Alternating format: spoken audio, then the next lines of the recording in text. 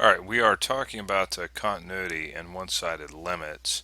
In this particular one right here, of course, I've got this limit up. I'll probably be taking that, changing that, but this is just a discussion. This is going to be a discussion on one-sided limits, and you'll click that if you're not at this website. Alright, that stands for V for video. Click video button V. Okay. What are we talking about? One-sided limits. Let's do it. And we need to move that over or something. Okay. What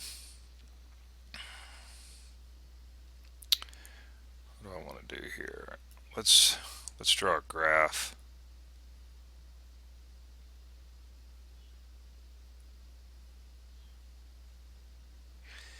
And let's use red, I guess. Let's say that our graph is doing this. So let's say there's a jump right here. Okay, then let's say there's a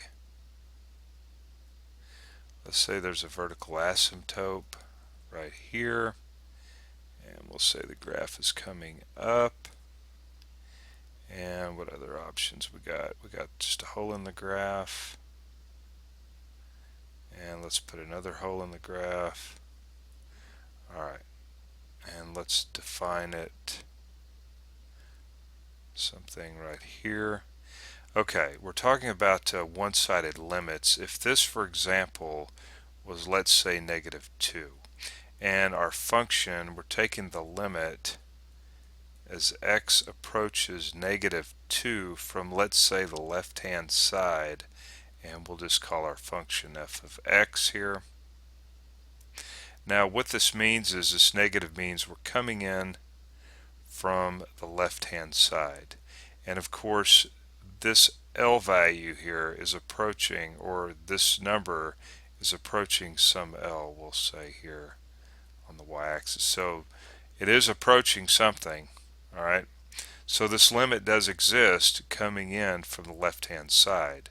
But if we were to come in from the right-hand side, as you could see, it would be a different number.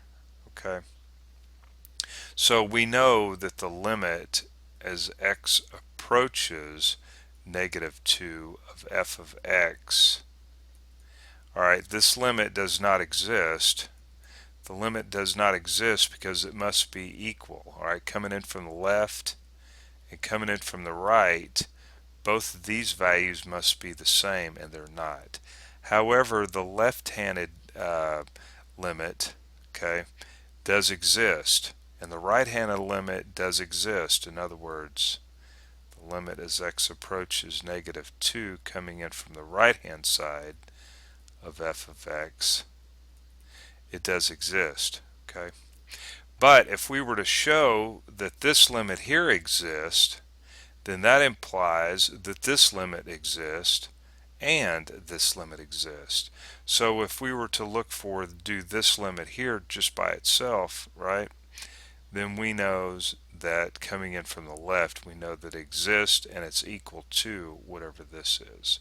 So what about this one here coming in from the left?